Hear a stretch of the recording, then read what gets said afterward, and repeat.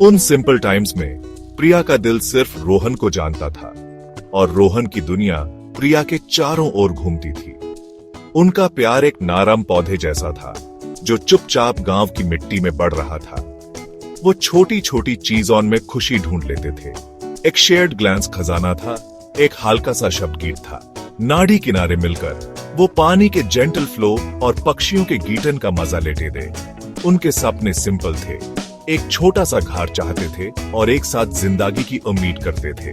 उनका प्यार प्योर और स्ट्रॉन्ग था। उनकी मॉडेस्ट जिंदगी में रोशनी की किरण जो सिंपल खुशियों से भरे फ्यूचर का वादा करता था। उनके दिन चोरी छिपे मिलने वाले मोमेंट्स से भरे होते थे।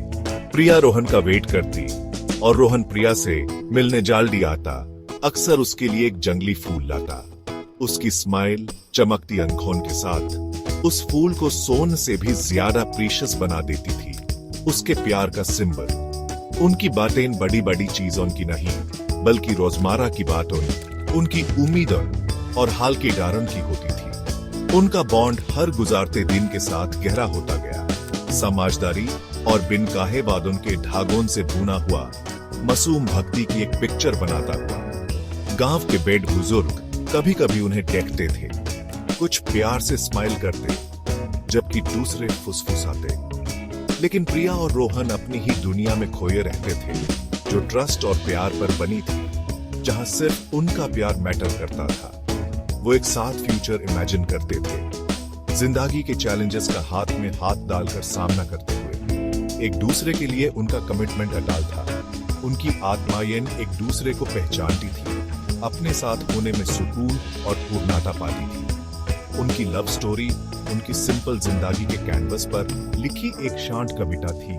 हर दिन एक नया वर्स जोटा, हर शेड स्माइल एक खूबसूरत राइम। रोहन प्रिया की आंखों में अपना यूनिवर्स देखता था और प्रिया रोहन के जेंटल प्रेजेंस में अपनी ताकत पाती थी। उन्हें विश्वास था कि उनका प्यार हर मुश्किल को जीत सकता है। यंग और होपफुल, उनके दिल एक साथ धड़कते थे। भक्ति का एक स्टेडी रिदम, आने वाले तूफान से अनजान, एक ऐसा तूफान जो उनके मासूम प्यार की बुनियाद को परखता।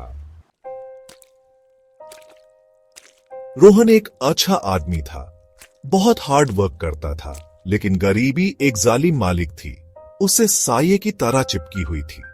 वो अपने पिता की छोड़ी हुई छोटी सी जमीन पर खेती करता था, लेकिन उसे ज्यादा कुछ नहीं मिलता था।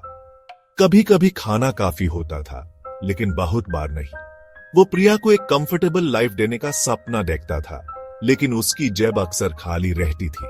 उसके कपड़े पुराने और फटे चिटे होते थे, फिर भी उसका स्पिरिट दयालु रहा और प्रिया के लिए उसका प्यार उसकी सबसे बड़ी दौलत थी।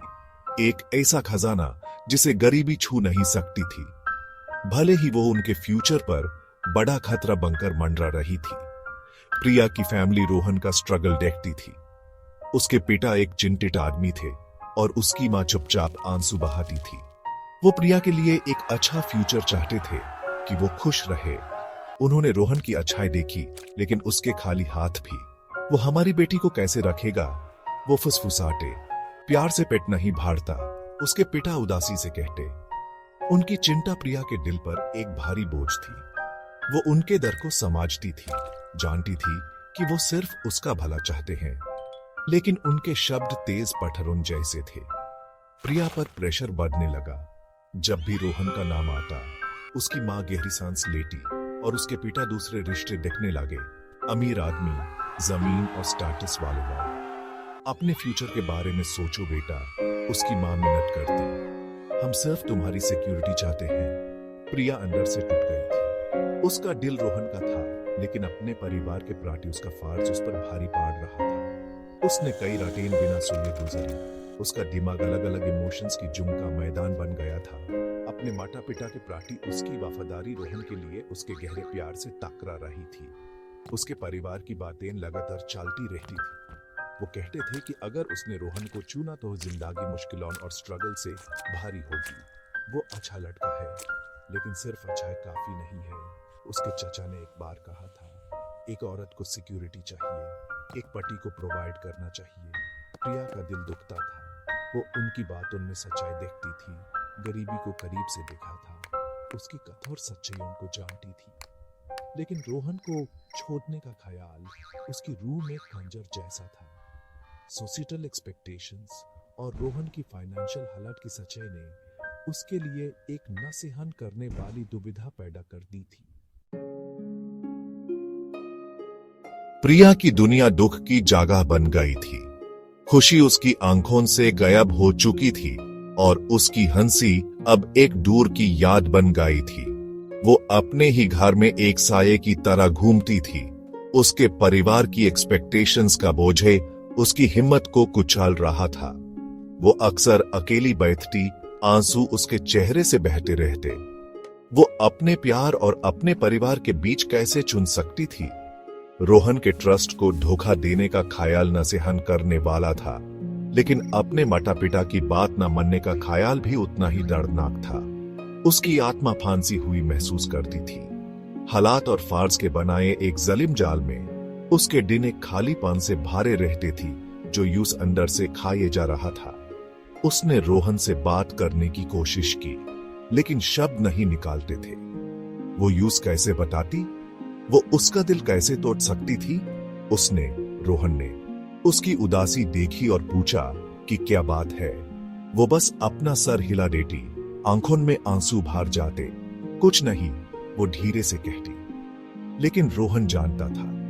उसने वो डांट देखा जो वो छुपाने की कोशिश कर रही थी। उनके बीच बढ़ती दूरी महसूस की और हवा में लटके उनका ही बात उनको समझ गया।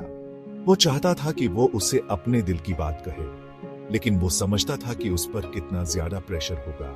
वो दिन आ गया जब प्रिया और सहन नहीं कर सकी। उसके पिता ने एक अच्छा रिश्ता ढूंढ लिया था, पास के गांव का एक आदमी जिसके पास जमीन और रेगुलर इनकम थी। उसका परिवार रिलीव था प्रिया का सिक्योर फ्यूचर देखकर, लेकिन प्रिया को सर्फ अंधेरा दिख रहा था। उसकी मां ने यूं स्केल लगाया। ये तुम्हारे भले के लिए है बेटा, उसने धीरे से कहा। प्रिया का दिल हजार टुकड़ों में टूट गया। उसे लगा जैसे वो डूब रही है। फैसला उसके लिए कर लिया गया था, एक ऐसा फैसला जो एक ऐसे समझ ने सुनाया था जो दिल के मामलों से ज्यादा सिक्योरिटी को इंपॉर्टेंस देता था।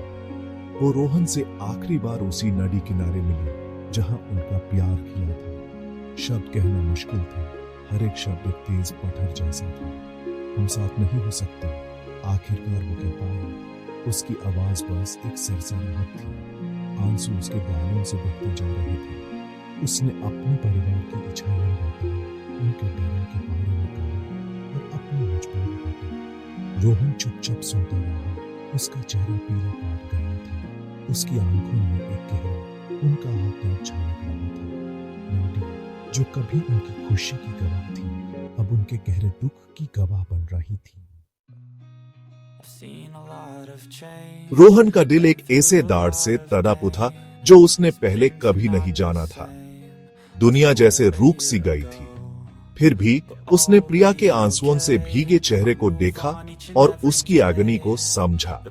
वो उसकी मुश्किल पोजीशन को समझ गया। वो जानता था कि उसका परिवार उससे प्यार करता है और वो ही चाहता है जो उनके हिसाब से उसके लिए बेस्ट है। उसने प्रिया को ब्लेम नहीं किया। उसने अपनी गरीबी को दोष दिया, उस जालिम किस्मत को जिसने उन्हें मिलाया ही इसलिए था कि अलग कर सके। उसका अपना दुख बहुत बड़ा था, लेकिन असपल प्रिया की तकलीफ के लिए उसकी चिंता सबसे ऊपर थी। काश वो उनके हालात बदल सकता, लेकिन वो मजबूर था। उसने हाथ बढ़ाया और धीरे से उसके गाल से एक आंसू पोंछा। मैं समझता हूँ, उसने धीरे से कहा। उसकी आवाज दुख से भारी थी। तुम्हारा परिवार सही है। मैं तुम्हें वो जिंदगी नहीं दे सकता जो तुम डिजर्व करती हो। उसकी आवाज में कोई गुस्सा नहीं था, सिर्फ एक गहरा, बहुत गहरा दुख था।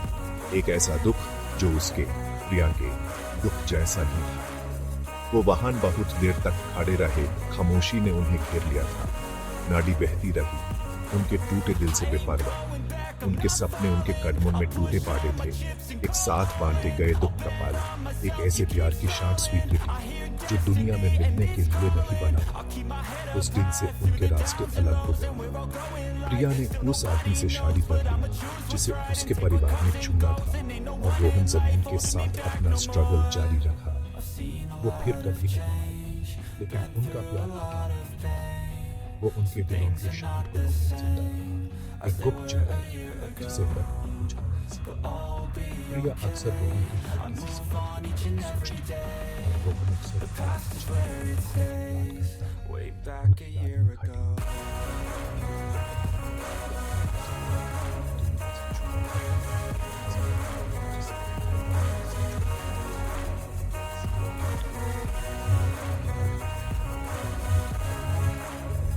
प्यार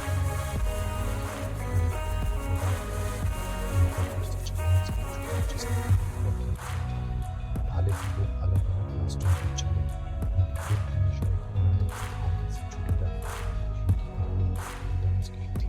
प्यार और खून का एक ऐसी अनोखी सबूत जो कमाल से भरा था। उनका प्यार एक खामोश कहानी बन गया जो सिर्फ तारों को सुनाई जाती थी। तार भरी याद की कुछ प्यार भले ही अधूरे रह जाए, हमेशा जिंदा रहते हैं।